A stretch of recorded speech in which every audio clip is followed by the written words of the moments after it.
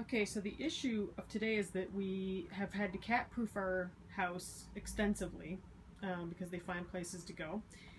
The one we're going to talk about today is the fact that our cats have figured out a way to get in and under the cabinetry and behind the stove, which you can see we've also had to cat-proof by taking the knobs off, which will be explained later. So we there was a space here underneath just so that the slide could extend and contract or retract, and so we just got some basic board from Home Depot or Lowe's and cut it, and this has been our kind of cheap way to do it. Kind of affixed it with these eyelets and bread ties, very high tech, to keep them from getting in. We had to do this on both sides of the under the slide.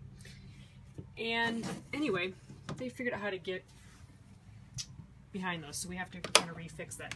But our way to get the cats out has been that we have had to unhook the drawer.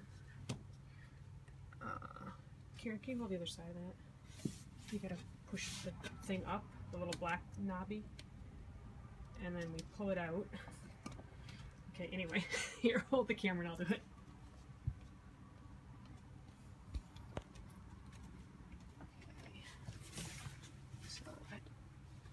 Push this up, and inside we will find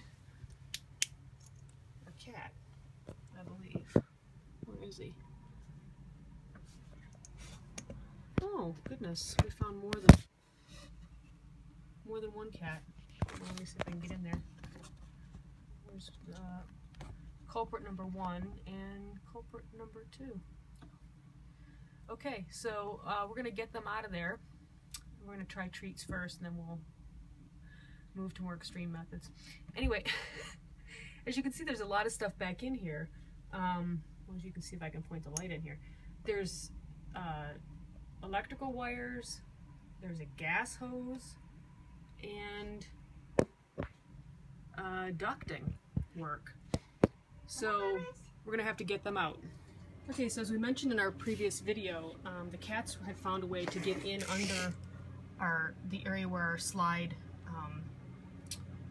slides in and out, basically into the kitchen, and then get in behind the cupboards and in behind the gas stove and in the, in with all the ductwork and wiring. So to prevent that, we had got this little board, cut a board. Originally we tried Velcro on the end. Thought we could just stick it to the boards. The cats got around that. So then we went to this eyelet system where we put in these little screw eyelets, you can see back there, and slid the board in between like this, because that's a real tight space to try to get a bread tie in and all that. So we just stuck it between these two, and then over here tied it with a bread tie. Well, this morning we discovered that 2 of our cats had figured out how to get around that system by clawing out this side. So after we got them out, we then came up with a new system.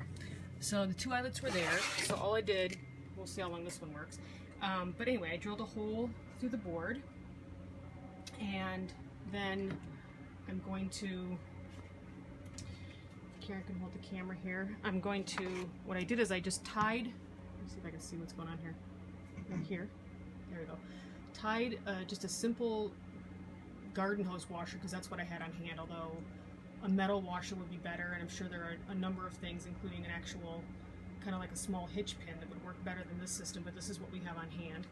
So what I'm going to do is thread this through the eyelet and through the board, and then back to the other side, so that it can't come, basically, so this can't be pulled through the eyelet.